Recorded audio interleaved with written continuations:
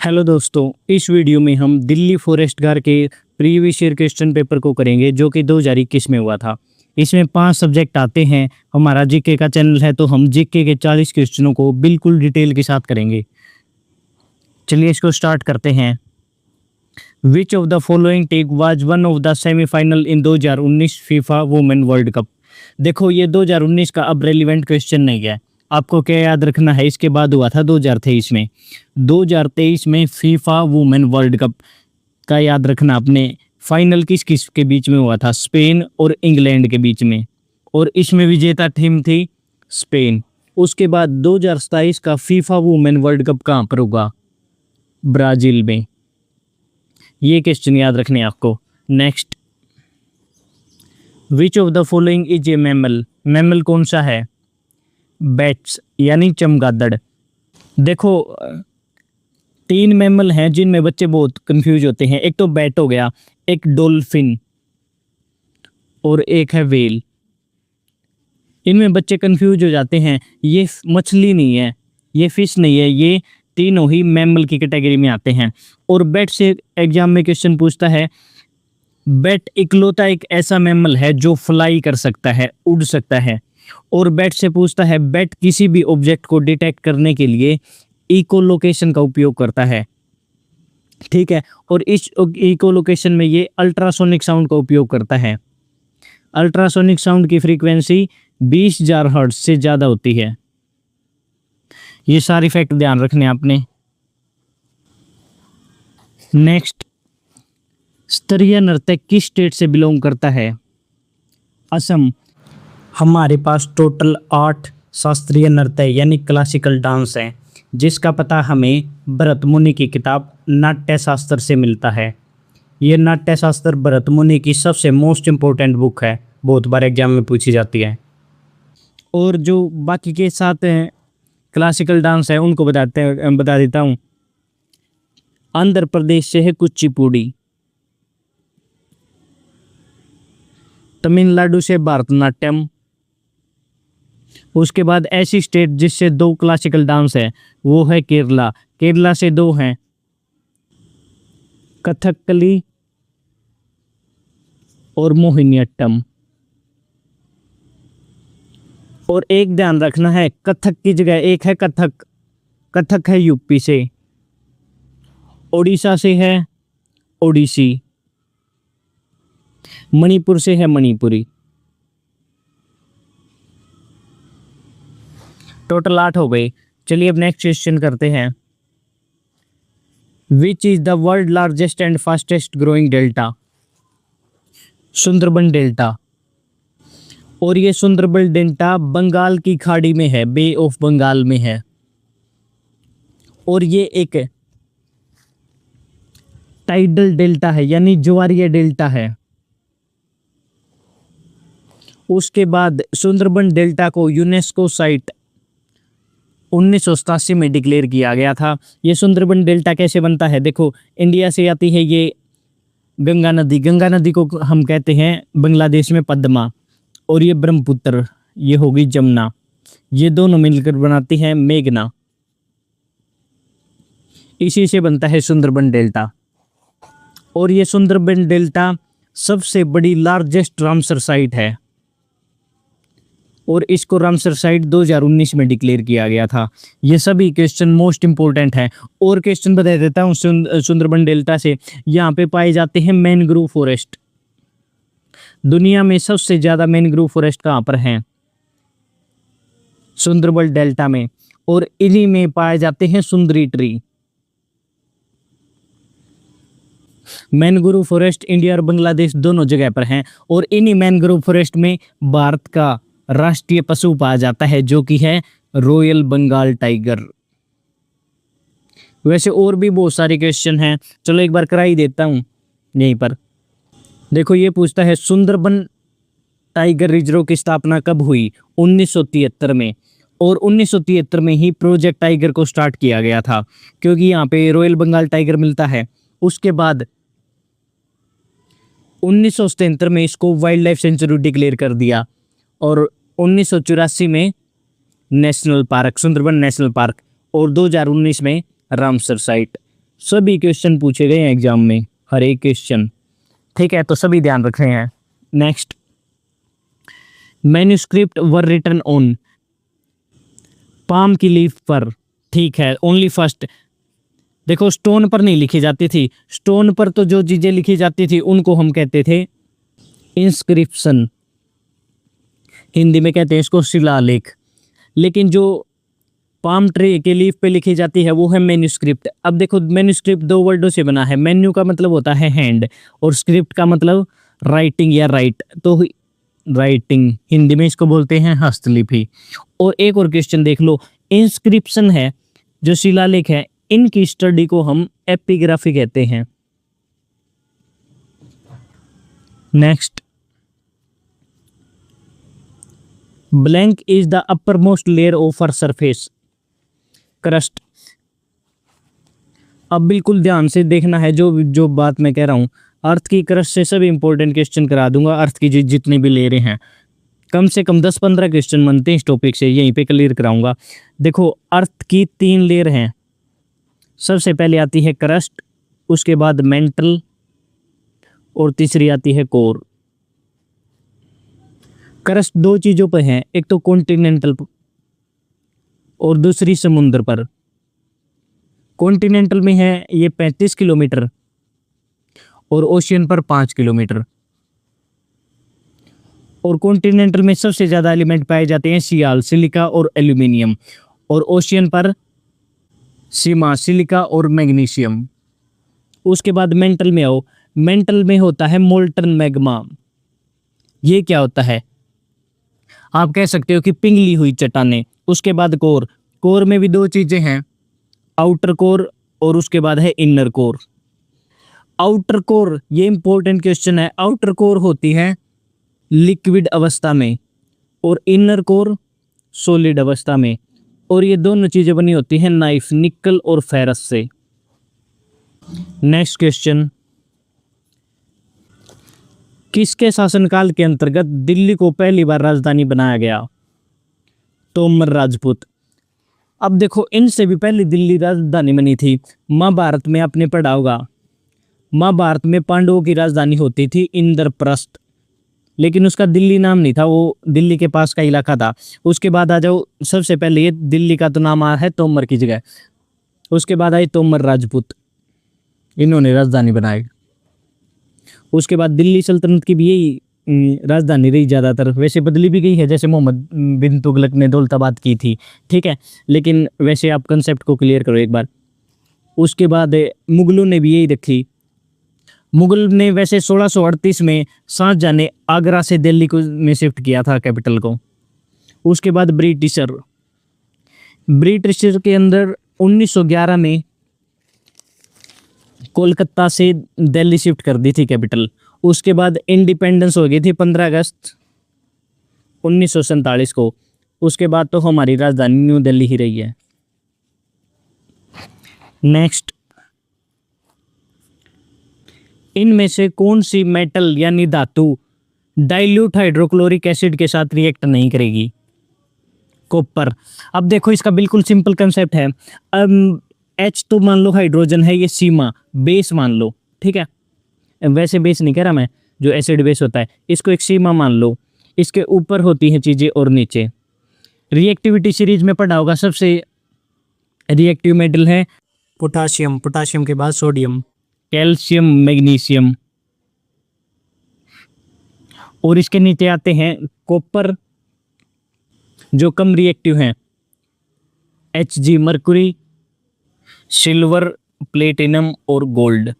अब देखो जो S से ऊपर है वो जब भी डाइल्यूट HCl से रिएक्ट करेंगे तो H को रिप्लेस कर देंगे और गैस निकाल देंगे, लेकिन ये रिएक्ट नहीं करेंगे क्योंकि देखो एसिड में H+ आयन होते हैं, इसलिए ये ज़्यादा रिएक्टिव हैं, तो ये H से रिएक्ट करके गैस निकाल देंगे। ठीक है, बस इतना ही कंसेप्ट है इसका। तो अब देखो ये कॉपर, एल्यूमिनियम भी इससे ऊपर है, कैल्शियम भी, और आयरन भी यहीं पर होगा इन्हीं में। नेक्स्ट क्वेश्चन आओ 9th, इनमें से कौन सी स्टेटमेंट सत्य है? First, cotton is good absorber of water. हाँ, ये बात ठीक है, क्योंकि कॉटन पानी को सोखती है। क्यों सोखती है? देखो, कॉटन में होते हैं छोटे छोटे पोर्स, इन पोर्स में होता है एडिसिव फोर्स। एडिसिव फोर्स लगता है कॉटन के पोर्स के बीच और पानी के बीच, और साथ में काम करती है कैपिलरी एक्शन। कैपिलरी एक्शन का काम क्या होगा? ये पानी को कॉटन के अंदर जाने में मदद करेगा। एक ये भी क्वेश्चन आता है ना, मान लो दिया है, दिया की जो बत्ती होती है ये विक, इसमें तेल किसके कारण चढ़ता है? कैपिलरी एक्शन के कारण। वही कंसेप्ट है, और साथ में यहाँ पर जो सरफेस टेंशन है वो भी काम करता है। ठीक है, तो फर्स्ट पॉइंट तो ठीक हो गया। दूसरा है temperature of ice does not change till the ice melt. जब तक बर्फ नहीं पिघलती तब तक आइस का टेम्परेचर चेंज नहीं होगा। ये भी बात ठीक है। अब देखो, इसमें कंफ्यूजन वाली कोई बात नहीं है। ये मान लो ये है आइस 0 डिग्री सेल्सियस। अब मैं मान लो इसको हीट कर रहा हूँ, तो पहले तो बर्फ पिघलेगी। मान लो अब ये बिल्कुल बर्फ पिघल के लिक्विड हो गई, पानी हो गया। अब मैं इसको हीट करूंगा ना, तो ये गर्म होगी, तो इसका टेम्परेचर चेंज होगा। अब तक जो मैं हीट दे रहा था, इसी हीट को तो बोलते हैं लेटेंट हीट, छुपी हुई हीट। ठीक है, इसलिए इसका आइस का टेम्परेचर जब तक पूरी तरीके से मेल्ट नहीं होती तब तक चेंज नहीं होता। Next, blank is the highest waterfall in world. सबसे दुनिया में सबसे ऊंचा जलप्रपात कौन सा है? एंजल फॉल्स, और ये है वेनेजुएला में। वेनेजुएला कहाँ पर है? साउथ अमेरिका में कंट्री है, और वेनेजुएला की कैपिटल है कारकस। और ये एंजल फॉल्स है, ये पूछता है किस नदी पर है? कैरोनी नदी पर। उसके बाद भारत में बताओ, भारत में सबसे ऊंचा वाटरफॉल कौन सा है? कुंचिकल फॉल्स, जो कि है वरही नदी पर, कर्नाटक में। 11वें क्वेश्चन को करते हैं अब। शेख चिली का मकबरा किस राज्य में स्थित है? हरियाणा, और ये हरियाणा की कुरुक्षेत्र डिस्ट्रिक्ट में है, और थानेसर नाम की जगह पर। थानेसर से याद हो तो ये हर्षवर्धन की राजधानी भी रही है, Thanesar Vardhan.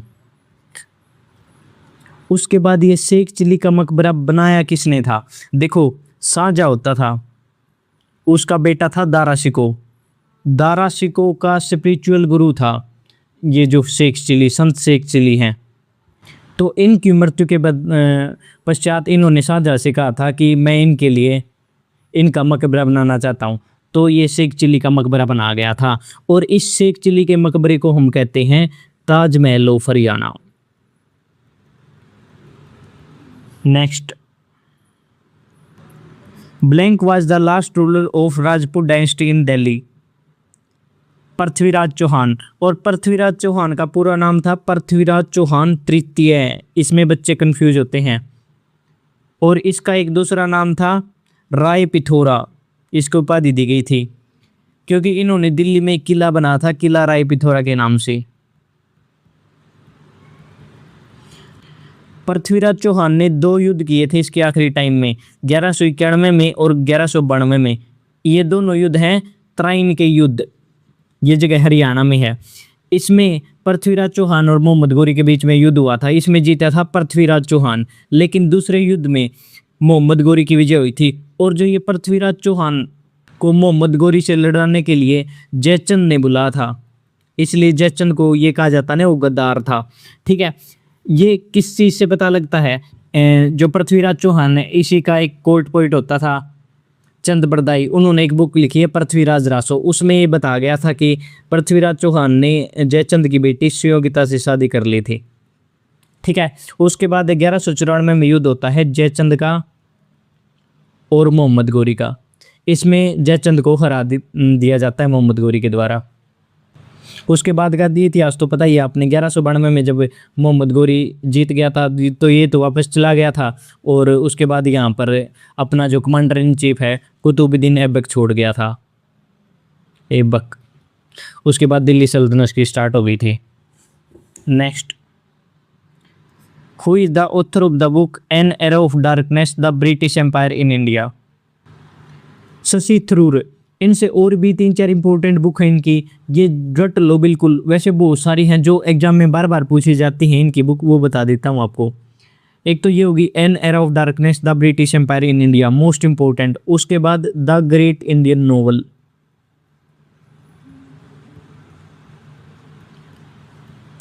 Y I am Hindu, ये बुक इनकी मोस्ट पॉपुलर है। और एक है द पैराडॉक्सियल पीएम। और देखो ये ब्रिटिश एम्पायर के ऊपर एक और book most most most important है, ये है हिस्ट्री ऑफ ब्रिटिश इंडिया। ये बुक बताओ किसने लिखी है? मोस्ट इंपॉर्टेंट बुक है, मैंने बहुत बार देखी एग्जाम में। ये लिखी है जेम्स मिल ने। ये भी पूछा गया था कि ये कब पब्लिश हुई, 1817 में। इसमें इन्होंने भारत के इतिहास को 3 भागों में बांटा है। सबसे पहले हिंदू, उसके बाद मुस्लिम, आप ये कह सकते हो कि मुगल काल और जो ये दिल्ली सल्तनत, और उसके बाद ब्रिटिशर्स। ये सभी क्वेश्चन एग्जाम में बार बार पूछे गए हैं, एक भी इरेलीवेंट क्वेश्चन नहीं कराता मैं। नेक्स्ट, इनमें से किसका संबंध तबले से है? पंडित किशन महाराज, और इनका संबंध है बनारस घराने से। और तबले से 2 इंपॉर्टेंट नाम याद रखो, एक तो जाकिर हुसैन, मोस्ट इंपॉर्टेंट, और अल्लाह रखा खान। और इन अल्लाह रखा खान को ही हम कहते हैं अब्बाजी। इन दोनों का संबंध है पंजाब घराने से। Next, in which layer of atmosphere materials यानी उल्कापिंड burn up on entering from space? Mesosphere में। देखो मेसोस्फेयर वायुमंडल की तीसरी लेयर है। सबसे पहले आती है ट्रोपोस्फेयर, उसके बाद स्ट्रेटो, मेसो, ये तीसरी परत है। और इससे क्वेश्चन पूछता है कि वायुमंडल की सबसे ठंडी परत कौन सी है? वो भी मेसोस्फीयर, सबसे ठंडी परत, कोल्डेस्ट लेयर। और इस परत की अपर लिमिट में टेम्परेचर है -90 डिग्री सेल्सियस से लेके -100 डिग्री सेल्सियस तक। ये भी क्वेश्चन बहुत बार पूछा गया है। नेक्स्ट, शांति निकेतन की स्थापना किसके द्वारा की गई? रविंद्रनाथ टैगोर, और 1901 में की गई थी वेस्ट बंगाल में। उसके बाद 1921 में ही इसको एक्सपेंड कर दिया था, मतलब एक्सपेंड होने के बाद इसका नाम पड़ गया था विश्व भारती यूनिवर्सिटी। और 2023 में शांति निकेतन को यूनेस्को साइट डिक्लेयर कर दिया था। नेक्स्ट, इनमें से कौन सा पेयर स्टेट डांस का करेक्ट नहीं है, यानी इनकरेक्ट है? हरियाणा में खोरिया, हरियाणा का पॉपुलर डांस है खोरिया, ये ठीक है। छत्तीसगढ़ सेंग्राई, गलत, सेंग्राई तो है त्रिपुरा से। असम का थेयम, गलत, थेयम केरला से है। उसके बाद गोटीपुआ ओडिशा, ये भी ठीक है। तो दूसरा और तीसरा गलत है, ये ऑप्शन हो गया। नेक्स्ट, 18वां क्वेश्चन, भारतीय संविधान में 7वां संविधान संशोधन किस वर्ष पारित किया गया? 1956 में। और ये 7th अमेंडमेंट एक्ट किस चीज से रिलेटेड है? Reorganisation of state on the basis of language. Language के हिसाब से अलग हुए थे ना राज्य, उसके कारण इस चीज को ला गया था। देखो सबसे पहले 1953 में आंध्र प्रदेश अलग हुआ था, लैंग्वेज के बेस पे से पहला राज्य मद्रास से, ठीक है। उसके बाद सरकार ने देखा कि अलग अलग जगह पे, जैसे पंजाब वाले भी कह रहे थे कि हम भी अलग होंगे क्योंकि उनकी भाषा पंजाबी है, हरियाणा से अलग होने की बात कह रहे थे, और अलग अलग जगह पे अलग अलग दंगे चल रहे थे इस कारण। तो सरकार ने सोचा इसके लिए हम कमीशन बैठाते हैं ताकि वो पूरे देश में घूमे और अपनी रिपोर्ट सबमिट करने के बाद उसके बाद हम कुछ ऐसा एक्ट लाएंगे जिसके साथ स्टेट को लैंग्वेज के बेस पे अलग किया जा सके। उसके बाद 1953 में बनाया जाता है Faizal Ali commission, most important. इसी कमीशन का नाम था, आप ये कह सकते हो कि ये बनाया गया था स्टेट रीऑर्गेनाइजेशन कमीशन के लिए।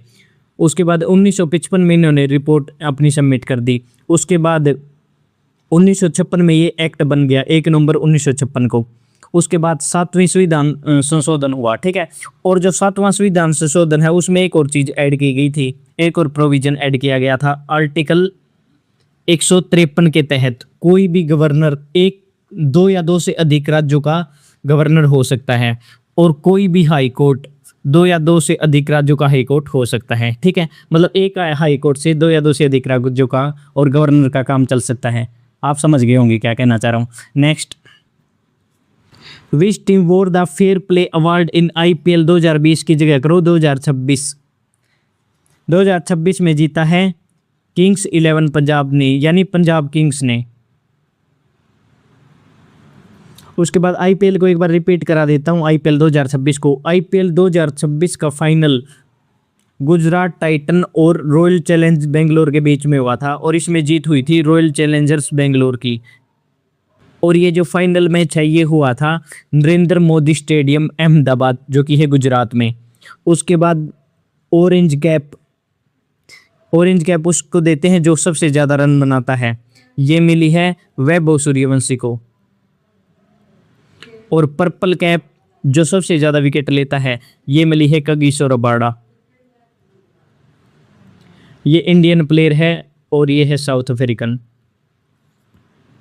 नेक्स्ट, 20वां क्वेश्चन, इसमें सीजन के हिसाब से क्रॉप को मैच करना है। जो गेहूं है वो रबी की फसल है, ठीक है, और जो मक्का है वो खरीफ की, ठीक है। देखो सीजन के हिसाब से 3 प्रकार की फसलें होती हैं, खरीफ, रबी और जैद। खरीफ फसलों को जून और जुलाई में बोया जाता है और इनकी कटाई होती है अक्टूबर नवंबर में। और इन फसल के एग्जाम्पल हैं जैसे धान, राइस, मक्का, ज्वार, कपास और बाजरा। उसके बाद रबी क्रॉप को इसको अक्टूबर नवंबर में बोया जाता है और फिर मार्च से अप्रैल में इनको हार्वेस्ट काटा जाता है। इसके एग्जाम्पल हैं गेहूं, चना, मटर, सरसों। जैद की फसल इनको मार्च में बोया जाता है और इनको हार्वेस्ट कर लिया जाता है जून के बीच में। इसमें है तरबूज, खीरा, लौकी, खरबूज, इस प्रकार की फसलें आती हैं। नेक्स्ट 21वां क्वेश्चन है, which river make the second biggest waterfall in India. Kaveri. अब देखो 2 चीज़ें हैं, इनमें बच्चे कंफ्यूज होते हैं, एक तो सबसे बड़ा और एक है सबसे ऊंचा। भारत का सबसे बड़ा वाटरफॉल है जोग फॉल्स, जो है शरावती नदी पर कर्नाटक में। उसके बाद दूसरा सबसे बड़ा है शिव समुद्रम, ये है कावेरी नदी पर, ये भी कर्नाटक में है। लेकिन भारत का सबसे ऊंचा वाटरफॉल है, फर्स्ट नंबर पर आता है कुंचिकल फॉल्स, ये है वरही नदी पर, ये भी कर्नाटक में है। ये तीनों कर्नाटक में हैं। Next, who presented the economic survey 2025-26 कर लो। फाइनेंस मिनिस्टर के द्वारा ही पेश किया जाता है, निर्मला सीतारमण। उसके बाद 2025-26 के इकोनॉमिक सर्वे से इंपॉर्टेंट क्वेश्चन बता देता हूँ।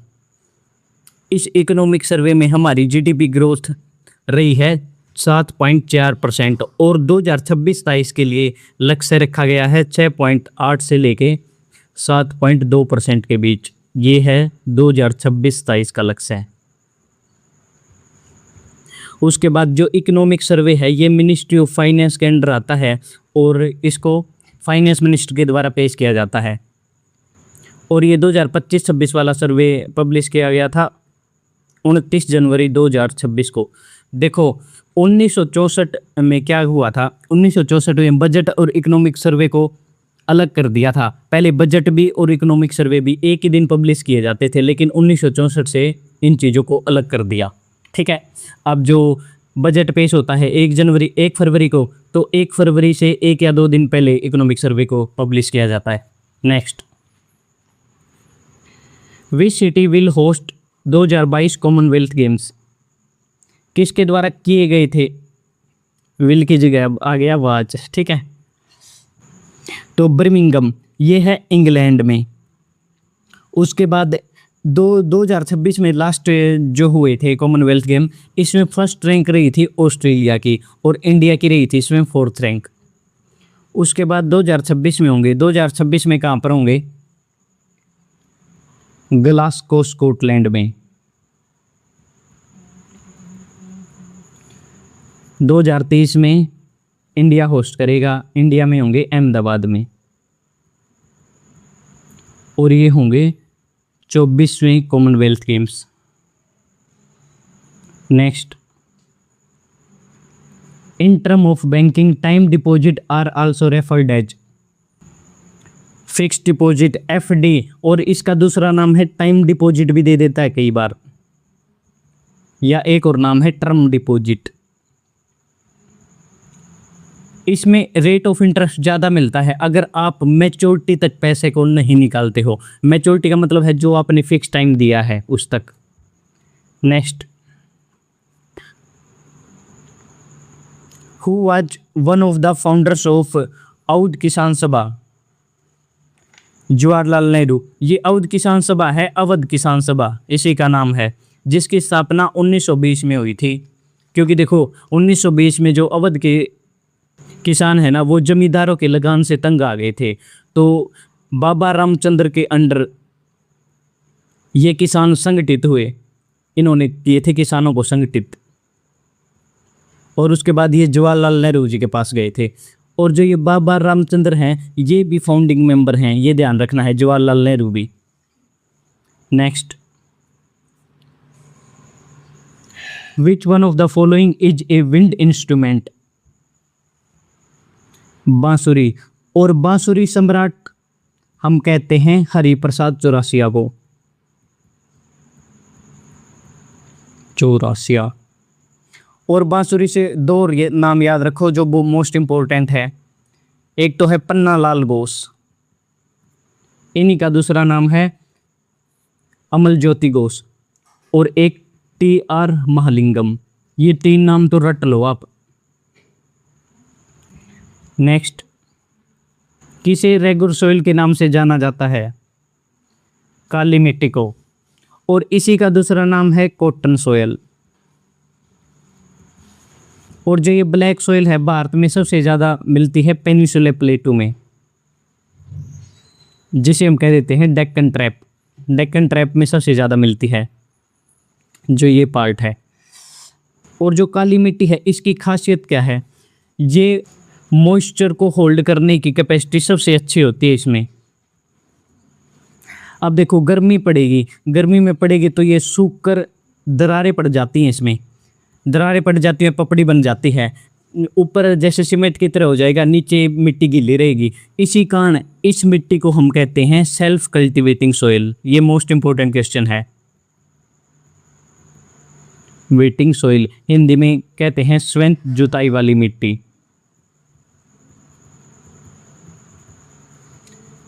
Next, which base is used to treat acidic nature of soil? Quick lime. Quick lime किसे कहते हैं? कैल्शियम ऑक्साइड को। अगर मिट्टी ज़्यादा बेसिक नेचर की हो तो उसके लिए मैं एसिडिक कुछ डालना पड़ेगा। एसिडिक में क्या डालूंगा? मैन्योर, जिसे हम कहते हैं खाद, गोबर का खाद। नेक्स्ट, इनमें से कौन सा त्यौहार कर्नाटक के साथ संबंधित है? शुगी हुगी। चंद्रशुक्रा का संबंध है मेघालय से। पिलाक त्रिपुरा, और यासुंग मणिपुर का एक फेमस फेस्टिवल है। नेक्स्ट, इनमें से किस चीज के बारे में मनी बिल में नहीं दिया गया? थर्ड ऑप्शन ठीक है। देखो जो टैक्स से रिलेटेड नियम है इनको प्रपोज नहीं किया जा सकता बजट में, ये गलत है। क्यों गलत है? पहले एक बार दूसरे ऑप्शनों को देखो। जो बजट में टैक्स है उनको कम ज़्यादा कर सकते हैं फाइनेंशियल बिल में, ये भी ठीक है। इम्पोज भी कर सकते हैं और हटा भी सकते हैं, लेकिन जो इससे रिलेटेड टैक्स से रिलेटेड लॉ है इसको इम्पोज नहीं किया जा सकता। ये तो एक कॉन्स्टिट्यूशन का काम है, हमारा पार्लियामेंट का वर्क है। जैसे हमने जीएसटी को इंट्रोड्यूस किया था 1 जुलाई 2017 को, उसमें क्या हुआ था, पार्लियामेंट की परमिशन चाहिए थी ना, तो इसका फाइनेंस बिल से रिलेटेड मतलब फाइनेंस बिल से संबंध नहीं है। फाइनेंस बिल आता है आर्टिकल 117 में, ये मनी बिल से अलग है। देखो मनी बिल आता है आर्टिकल 110 में। आर्टिकल 110 में जो लोकसभा का स्पीकर है ये डिसाइड कर सकता है कि कौन सा बिल मनी बिल है या नहीं, और इसको सिर्फ हम लोकसभा में पेश कर सकते हैं। उसके बाद 14 दिनों का टाइम होता है राज्यसभा के पास। राज्यसभा इसमें रिकमेंडेशन दे सकता है लेकिन इसको रिजेक्ट नहीं कर सकता। लेकिन जो ये फाइनेंशियल बिल है जो आर्टिकल 117 के अंडर आता है, इसमें राज्यसभा इसको रिजेक्ट भी कर सकता है और इसमें जो अमेंडमेंट है वो भी कर सकता है। Next, which of the following pair of schedule यानी सूची constituent is are correct with respect to Indian constitution. इसमें संविधान की अनुसूचियों के बारे में पूछ रहा है। देखो टोटल संविधान में 12 अनुसूची हैं, तो उसमें अब देखो फर्स्ट में क्या कर रहा है, जो दूसरी अनुसूची है वो provision as to controller and auditor general of India, इससे रिलेटेड है। हाँ ये बात बिल्कुल सही है, क्योंकि सेकंड शेड्यूल में क्या दिया हुआ है, इंडिया की जो संवैधानिक पद हैं, कॉन्स्टिट्यूशनल पोस्ट हैं, उनकी सैलरी, पेंशन और सुविधाओं से संबंधित हैं। इसमें आते हैं president, vice president, governor, Lok Sabha का स्पीकर और चीफ जस्टिस ऑफ इंडिया और कैग, ये सभी आते हैं। लेकिन आपको ध्यान रखना है दूसरी अनुसूची में एमपी और एमएलए नहीं आते हैं, ठीक है।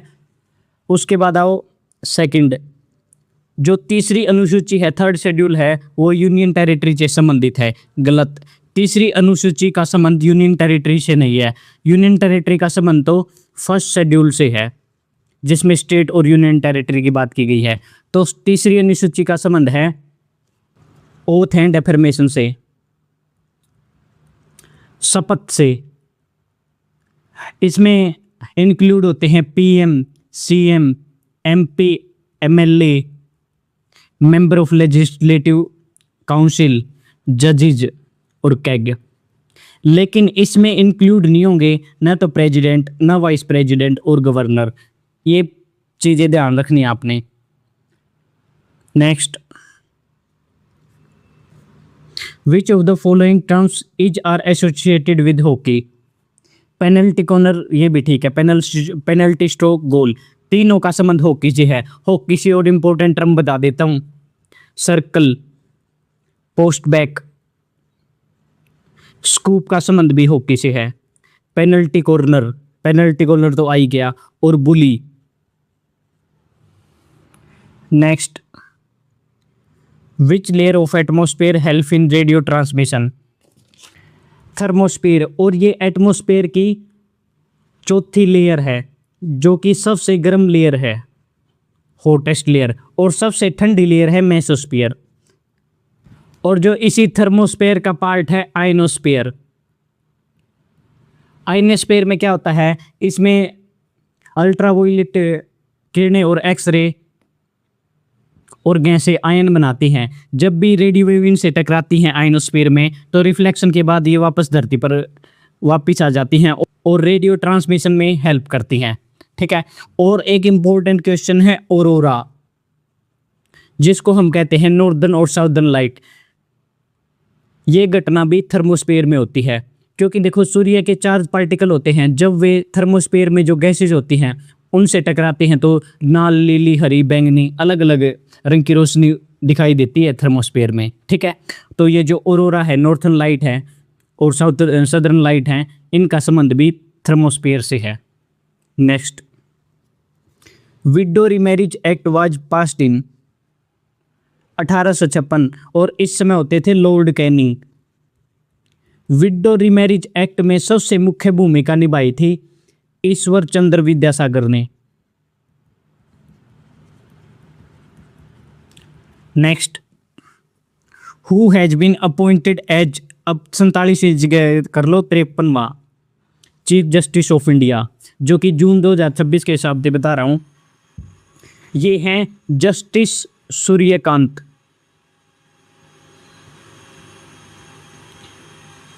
भारत का पहला सीजीआई बताओ, मोस्ट इंपॉर्टेंट है। चीफ जस्टिस है हरिलाल जे कानिया। और पहली फीमेल जज ऑफ सुप्रीम कोर्ट, यह है जस्टिस फतिमा बेबी, एम फतिमा बेबी। एक चीज को नोट करो, आज तक सुप्रीम कोर्ट में कोई भी महिला चीफ जस्टिस नहीं रही है। जो ये जस्टिस एम फतिमा बेबी है, ये फर्स्ट फीमेल जज है सुप्रीम कोर्ट की। Next, which organisation has released world economic situation and prospects report 2021। अब 2026 में, मतलब एजेंसी का नाम पूछ रहा है किसने करता है, 21 में भी 26 में भी सेम नहीं करी है, यूनाइटेड नेशन। और यूनाइटेड नेशन का एक डिपार्टमेंट है DESA, department of economics and social affairs, इसके द्वारा पब्लिश की जाती है। Next, where is pituitary gland found, brain में। और जो ये ब्रेन के हाइपोथैलेमस पार्ट में पाई जाती है।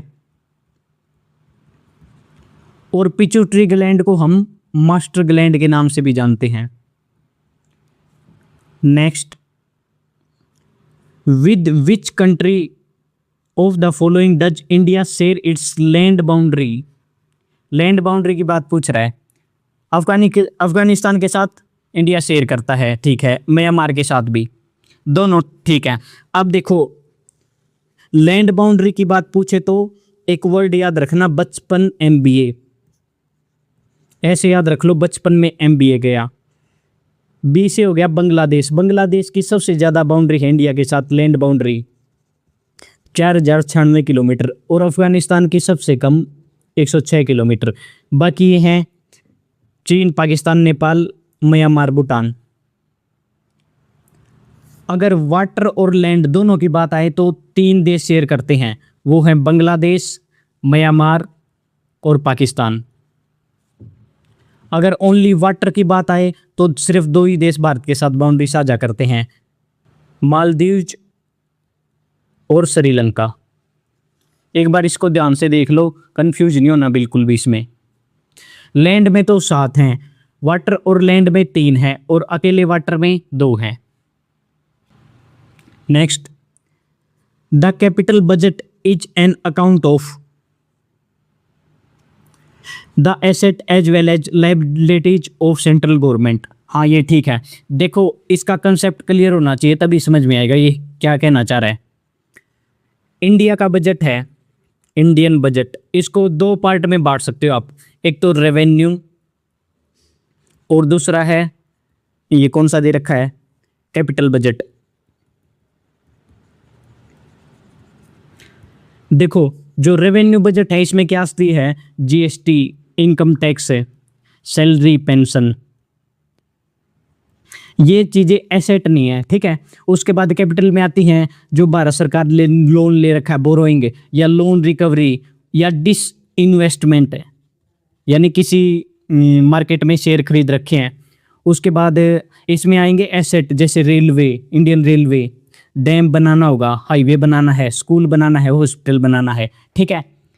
तो इसमें एसेट भी आते हैं और लायबिलिटीज भी कैपिटल बजट में। लेकिन अब दूसरे ऑप्शन पे आओ, current receipt of the government and expenditure, ये तो रिवेन्यू बजट की विशेषता है, ठीक है। थर्ड पॉइंट पे आओ, liabilities of central bank of India, नहीं, इसका संबंध तो रिजर्व बैंक ऑफ इंडिया से है। फोर्थ ऑप्शन में दे रखा है receipt of the government which are non redeemable, यानी जिनको वापस ना करना पड़े, इसका संबंध भी टैक्स रेवेन्यू से है। ये टैक्स बजट की विशेषता है, ठीक है। चलिए लास्ट क्वेश्चन को करते हैं बिल्कुल डिटेल में। Mirabai became a disciple of blank Sant after living her life at a palace. Ravidas, Ravidas की शिष्या बन गई थी ये। और मीराबाई से इंपॉर्टेंट क्वेश्चन बता देता हूँ, मीराबाई श्री कृष्ण की भगत थी और इनका संबंध मीराबाई का राजस्थान में राजपूत वंश से था। ये राजपूत वंश की प्रिंसेस थी और इनके पिता का नाम था राजा रतन सिंह राठौड़।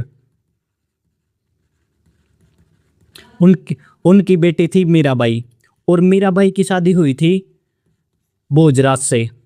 और जो ये भोजराज है, राजा भोजराज, ये राणा सांगा का बेटा था। उसके बाद एक क्वेश्चन पूछता है मीराबाई के कंटेम्प्रेरी यानी समकालीन कौन कौन से थे, जो मीराबाई के काल के समय भी उपस्थित थे? तुलसीदास, गुरु नानक देव जी महाराज और चैतन्य।